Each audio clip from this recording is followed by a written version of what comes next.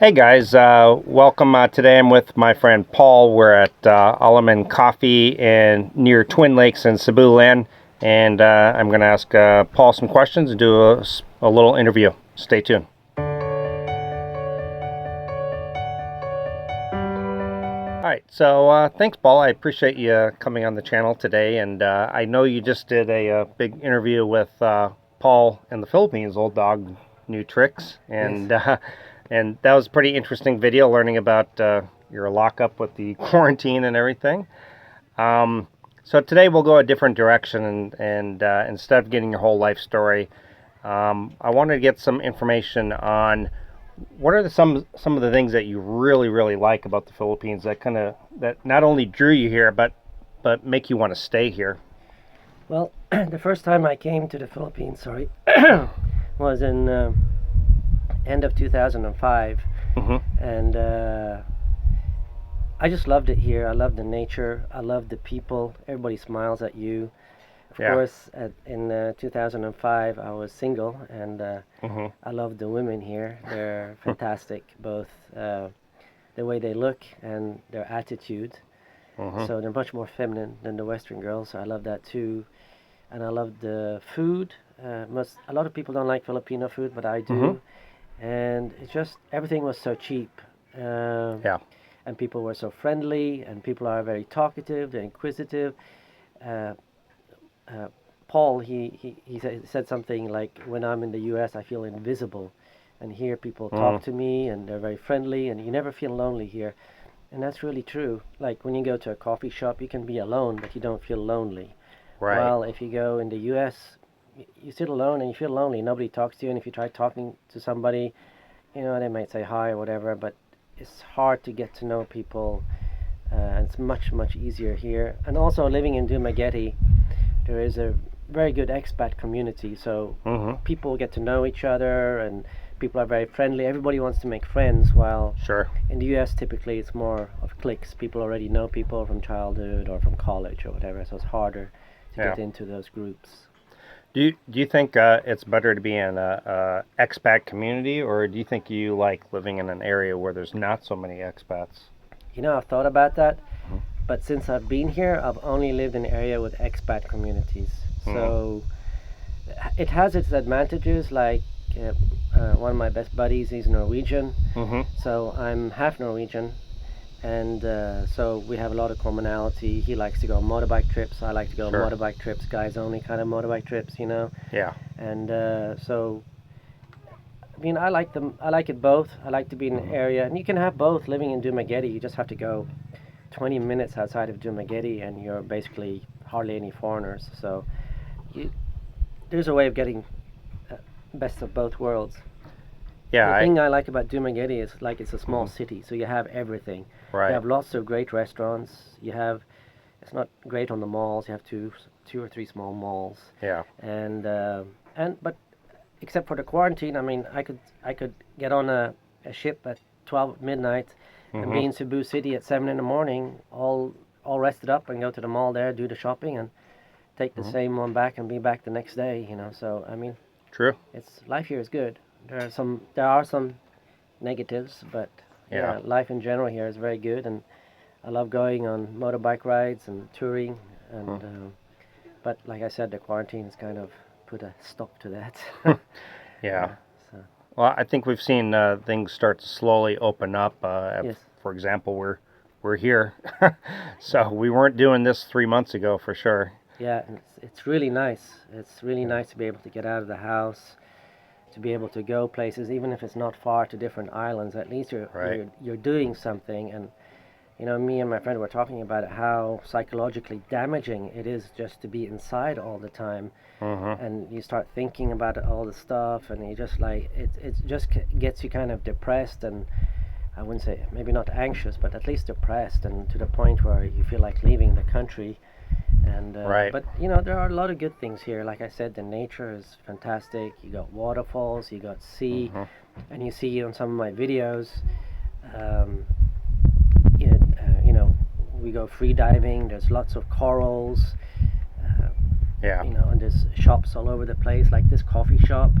I know, you've done a review on it. I've done a review on it, and it's a wonderful local coffee shop, like a bamboo place. And I paid 75 pesos for an Arabic beans coffee, and that's what, $1.50 for a coffee to sit with this view. It's amazing. I mean, it's the cost of living here is just so much cheaper than the U.S. and For sure. you got everything here, and you have a few minuses like the disorganizations here. The shops don't have the variety that you have in the U.S. Right. Also, there's fake, not a lot, but there is fake stuff like fake memory cards, fake medicine, fake this, fake that. So you got to be a bit careful, and you have to know where to look for certain things. And it takes you time, but you get to a point where you feel comfortable doing what you're doing without, Yeah.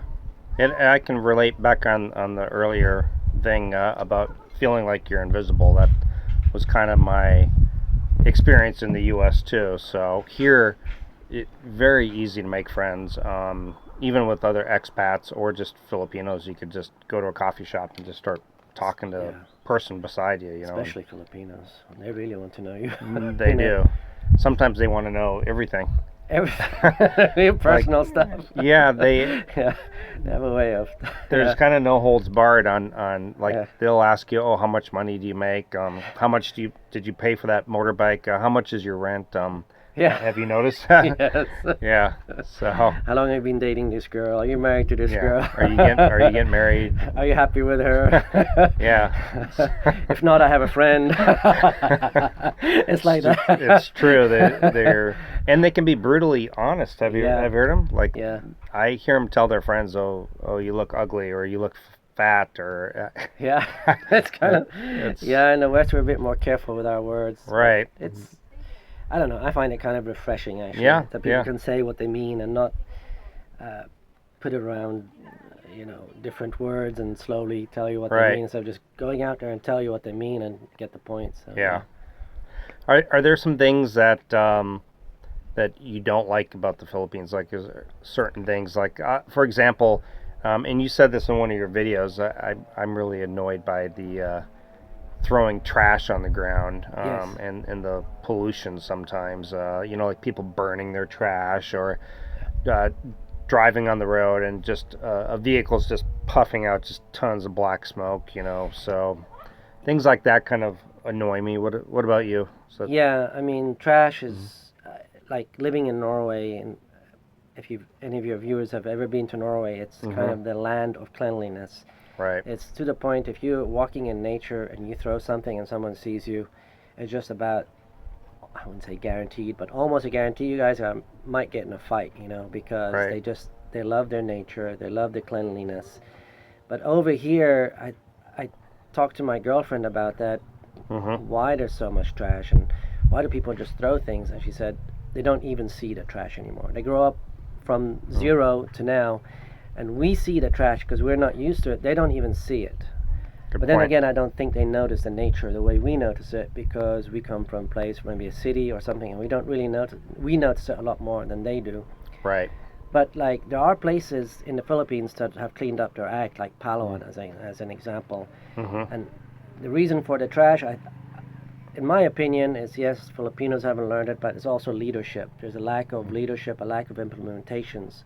They have a lot of rules and regulations in the Philippines, but it's not implemented. As an example, you're not allowed to drive a motorbike without lights at night. But I mean, every fifth motorbike is driving without lights, and it's pitch dark, and you don't even see them. And there's so many people dying here in accidents, and motorbikes especially. Yeah. And I've known foreigners have hit Filipinos and killed them in an accident because they were driving pitch dark, no lights, and dark clothes. I mean, it's just, I don't know, there's some kind of disconnect there where they don't understand or don't see it. I don't quite, I mean, this is their life you're talking about when they're driving in the pitch dark without lights. But I spoke to some people, and some people say, well, they can't afford the light bulb. And then other people tell me, well, you want to save on gas. And I've never heard that before. I've never heard running a bike without lights on saves on gas. I don't know if it does or doesn't. But I mean, we're talking like very few pennies if that's the case. So those are one of the things. So I try not to drive at at night unless I absolutely have to, because it is dangerous. It is. And I try to just accept. One of the important things I found coming to the Philippines is acceptance. Mm-hmm. You have to accept things the way they are. Right. I mean, getting irritated over the trash, the only person you're hurting is yourself, right? Because Right. you're getting mad, and no, it's not going to change. And then the people driving without lights at night, well, you just got to avoid driving at night. So, Mm-hmm. and the people with the fake food and all that, you find different places. You got to get to it like an acceptance mode that this is the way it is. We're not in the U.S. We're not in Europe. Society is different here. It is changing, but slowly. And you got to look at everything else that's wonderful. Now, there are foreigners that come here, and after a year or two, they actually go home because all this Right. stuff, it becomes too much for them, and they can't get that acceptance mode, and they miss, I guess, the stuff in the U.S. You know, the how easy it is to set up. You know, like for example, setting up internet. You know, it doesn't take all day. It takes 5 or 10 minutes on the phone. Yeah. Going to a shop and getting the variety, driving on the roads that are safe and lit, and so on and so on. Mm-hmm. But I think when you come to a new country, you have to accept that there's a different culture, there are different set of rules, and Yep. you just, yeah. So that's I think anybody that comes here has to be aware that there are negatives. I think a lot of times when you watch YouTube channels, Mm-hmm. all you see is a lot of positivity, and you don't see the negativity. And maybe when you come here, the first 6 months, all you notice is the positive, because there's a lot of positive. Then you start slowly noticing the negative, and Yeah. if you don't have that acceptance mindset, Yeah. I think you get more and more irritated to the point where you probably say, "Fuck it, I'm leaving." Oh, I'm not supposed to say fuck on YouTube. Yeah, that's okay. Hey, is it okay to promote my channel? Yeah, absolutely. Okay. So, by the way, if you saw Paul's interview on Paul in the Philippines, Old Dog New Tricks, he also has his own channel, Paul's Asian Adventure. Yeah, Paul's Asian Adventure. Yep, and I'll link it down in the description. You guys should check that out. And yeah, I agree with you as far as you get here, and really the first 6 months you just kind of ignore the bad. You just kind of see the good, and Yeah. then I kind of call it the honeymoon period. Yep. And after the honeymoon period, you start to notice, well, geez, this place is dirty. There's a lot of trash, or man, Why there's no toilet paper in the toilet? yeah, or why is it when I go to a restaurant, every item is out of stock, or Yeah, out of stock. that's probably one of the most. Or why is it when you go to a restaurant and there are 4 people, you get 4 meals at different times? Yeah. From Yeah. the first meal to the last meal is 20 minutes. Right. I've become so accustomed to it. I think it'd feel weird almost to eat with everybody all at the same time Yeah. if I was in the West now. But you get accustomed to it and you get used to it and you just accept it after a while. That's just the way it is. You don't Right. think about it anymore. I can give you an example. Like we Mhm. went to Spain, me and my first wife. I've been married twice and divorced twice. So me and my first wife, we went to Spain, and we were so used to the U.S. I'd lived in the U.S. at that point for like 15 years or something. Mm-hmm. And no, sorry, 5 years. And in the U.S., it's so efficient, right? As soon as Yeah. you sit down, they give you the menu, and then you go to order. You don't just order your appetizer, your main, and the dessert. You order all 3 at the same time, right? Right. And then within minutes, they got the appetizer there, and then you eat your appetizer, and sometimes before you're done with the appetizer, they got the main dish there, right? Mm-hmm. Well, in Spain, it's completely different. I mean, you go Yeah. there, they expect you to sit there for 2-3 hours. In the U.S., they Right. want you out within 30 minutes, and most people want to be out within 30-45 minutes because next they want to go to the movie theater. After the movie theater, they want to do something else, Right. Well, in Spain, it's more relaxed. And when we first came to Spain, we got so irritated why everything took so long because we wanted to go do stuff. Yeah. And the funny thing, when we came back to the U.S., we got so irritated why everything was like, oh, you got to eat, you got to get do. We wanted Yeah. to relax Pushing and you enjoy out. the food and sit Yeah. there and talk. So I think whatever culture you go to, you kind of get used to it after a while, and it becomes the Yeah. norm. Yeah, when I lived in Germany, it was the same way. Like they wouldn't just bring your check out to you. They would, you would have to ask for it. Yeah. And it's not even so much about the meal. It's about enjoying time with your friends or family, Yeah, and it's a social time. It's a social time. It's not so much about the meal itself. So, yeah. Are have you ever thought about going back to Europe or back to the U.S. or anything like that? Not the U.S. But I mean, I have said I'll go back to the U.S. if I get a, like, I'm an engineer in oil and gas, and if I got a fantastic Okay. job in the U.S. But right now, oil and gas is completely down, so that's not going to happen. Sure. But I thought about maybe going to Europe. I lived in Norway for 15 years, and Mm-hmm. I haven't been to Norway since. Well, I moved out in '96, and I was there in 2001 or 2002 visiting for a few weeks, Mm-hmm.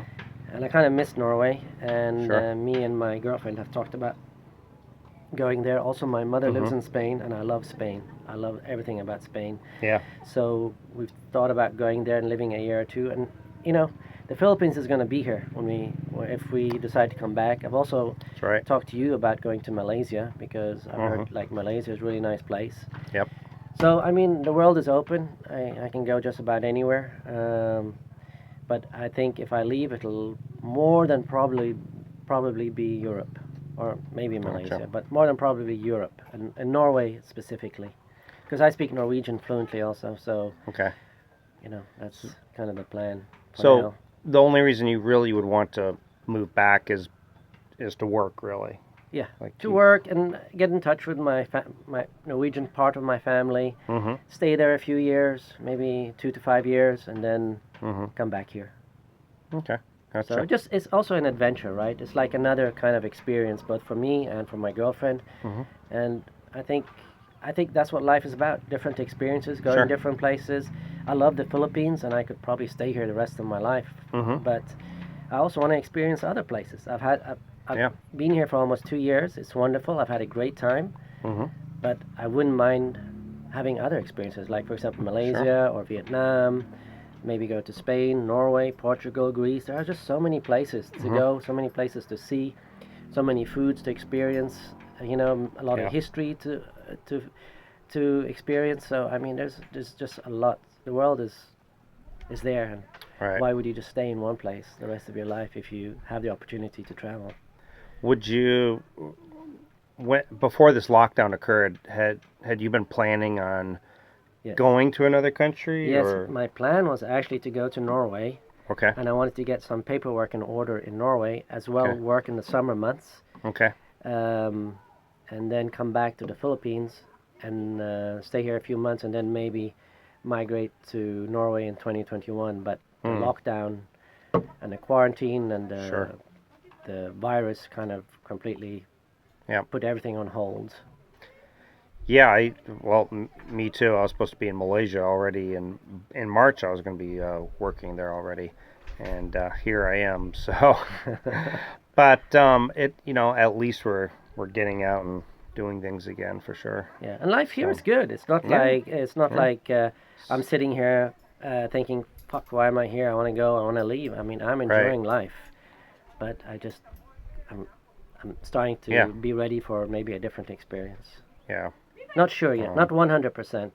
I'm still mm, thinking about it and much kind of still kind of locked down, so I have time to think. much better than Cebu, that's for sure. Cebu is still totally locked down. Yeah. And I lived in But Cebu City, but I didn't really care for Cebu City. It's just too much people, too much traffic, and I agree. I just it was good 10 years ago. The first time I went to Cebu City was Mm-hmm. 2006 or 2007, and Yeah. I loved it then. I thought to Yeah. myself, this is the place I want to retire. But when I came here, the first 2 3 months I spent in Cebu City, and I was like, no, I don't think so. It's really becoming like a Manila. Honestly, it's yeah. Just But some people say it's even worse. The yeah. traffic. It's getting there, and I suppose if you're a single guy, it could be a good stopping point to enjoy for maybe 6 months or something. But I certainly would not want to spend any more than 6 months there, personally. I don't know. I think actually Mm-hmm. somewhere like Duma or Davao or Bacolod, I think it's actually better if you're a single guy, and especially if you Yeah. want to meet higher quality women. Because I find these Mm-hmm. women in cities are more entitled, kind of more on, if you have 0 to 10, 10 being the Western woman, the most entitled woman, Yep. 0 being a province woman. The city girls are probably, some of them, between 4 and even 8, I would say 4 and 8 Yeah. on the entitlement, westernized kind of. And I Mm-hmm. just think if you're out of that environment. You get higher quality women, Mm-hmm. more authentic women, and getting those women is not an issue. You know, Yeah. it's I not agree. like you're going to use 6 months to or 10 dates to Mm-hmm. find a girl. You know, that's not the way it works here. You know, it's just a different environment. The dating environment is completely different, and Mm-hmm. I find once you get out of the cities, the women are much nicer in general. Yeah. Their attitude. I think so too. Yeah, for sure. Though you do get a lot of province girls who pour into the cities to work. Yeah, I suppose if you can catch them when they're still kind of new, fresh. Yeah, fresh into the city, before their attitude changes. before the attitude changes, Yeah. yeah, before they get influenced by the other city girls. Yeah, yeah. Yeah. So. And also, it's nice to Mhm. be more out of the city because, like in Cebu City, I mean, the nice thing about Cebu City, you have the airport, you have the port, so Mhm. it's easy to get everywhere. But to get to the airport probably takes an hour to 2 hours depending on traffic, right? Yeah. Yeah. If It you're does. taking the bus to, let's say, Mobile, the other Mm. side of Cebu, I mean, the south part of Cebu, Yeah. it, half the trip is freaking getting out Cebu City. You know, once you get out of Cebu City, it goes pretty Mhm. fast, but it's just, the city is just so congested. It's just not a place I would want to spend. I mean, Right. So you're more of a not necessarily deep province, but kind of like a mid-sized type city who's a little bit provincial. I like cities if they're well constructed. You know, if Right. the traffic is not crazy and they have Right. undergrounds, they have, you know, they have ways of So. getting around without spending 3 hours in traffic. Right. Because I mean, in a city you get everything. I mean, you get the Yep. food, the restaurants, a lot of good stuff, and Mhm. but yeah, when it comes But to women, I find the women outside of the city sure. better, nicer. And I guess that's for me. That's one of the things that I like maybe about Bangkok. Yes, it's very congested, but you got the really good transportation with the BTS, and then you have the in Kuala Lumpur. You got the same thing in Malaysia. It's well constructed, well built, so the roads are very Yeah. organized. And And here, I've decided to, even if Mhm. I go back to Norway, I'm gonna stop by you Kuala will Lumpur and stay at least a month, if not 2 3 months, just to get the feel for it. sure, yeah, So when we come back, we know, like, okay, we're gonna yeah, stay in Malaysia instead of Philippines, or Philippines. yeah, Because the advantage of Malaysia is they all speak English, like the Philippines, right? they do, yeah, So that's a big advantage. While in Vietnam, yeah. they really don't. So Yeah. And a lot of people talk about living 6 months in their own country, and maybe 6 months yes, in the Philippines, but there are other options too, right? You could do like 6 months in Thailand or 6 months in Malaysia and 6 months in the Philippines, a lot closer, and right? So you I know could. people who go, at least before, not Mm-hmm. now with the corona, but they would go in the U.S. and work for 6 months, and then come Yeah. live here 6 months. And one guy I knew in Houston, he actually Mm-hmm. drove like a semi, Mm-hmm. and he was married to Filipina, and she had residence in the U.S. Mm-hmm. And they drive a semi together for 6 months in the Wow. U.S. and then they live in Bohol, and then after 6 months they go live in Bohol for 6 months. Huh. I thought, if that's, I mean, you could do something like that easily. I mean, Yeah. you live cheaply. I mean, if you haven't reached retirement age yet, or you don't have Yeah. enough retirement and you want to work a bit more, Mm-hmm. that would be a great combination. Absolutely. You could have 6 months here and then work for 6 months, especially if you have a girl with you. Yep. That would be fantastic. Yeah. I mean, before I came out here, I was working in insurance, and I know a guy who works catastrophic claims. So part of the year, he just does catastrophic claims like hurricanes and like South Florida, or he'll do hail damage, like in the South, during that season. And then he'll live out here six Sorry. months. Oh, that's okay. Just turn And this then off. he'll live 6 months out here as well. So, and the guy also, and I did this too, but he'll deliver pizza on the weekends for like 4 or 5 hours at night.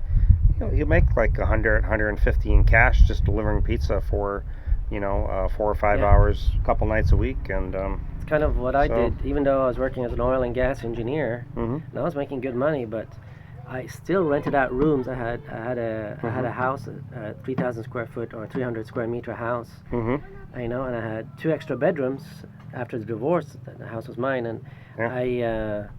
I rented out those rooms. I didn't have to, Mm-hmm. but that extra money, I wanted to make as much money as possible Sure. because I knew within 10 years I would be retired. And I Right. wanted to get as much money as possible. So if you have Yeah. an apartment, a two-bedroom apartment you're alone, then rent out a room, Mm-hmm. Get that extra money. That extra money, Yep. grows slowly but consistently, and you invest it and it goes faster and faster and faster. The interest keeps accumulating, and it's just, before you know it, you have more than enough to come out here. Yeah. It's a mindset. It's a mindset. You can buy the newest iPhone and use $1,100 in that, or you can buy an Android phone for 300 and save $800. You don't always have to have all these gadgets, all this Right. material stuff. It's about having a mindset that, you know what, I'm going to live less Mm-hmm. and I'm going to plan for the future. So when the future comes, I can have money, I can go enjoy life. Yeah. I mean, and really, if you're going to make a move out here, you almost have to become kind of a minimalist, especially if you want to go back and forth, or maybe you want to travel a bit. Your stuff is gonna, Yeah. you're gonna become a slave to your stuff, really. Yeah. So, well, we've been going for a while again. So, guys, again, check out Paul's Asian Adventure. Link will be in the description. So, support him. He's got the 1,000 subscribers now, right? Yeah, So 1,100 today. he needs the 4,000 watch hours. So, guys, check out his videos. And thanks, guys, for watching. Thank you. Bye-bye. Bye.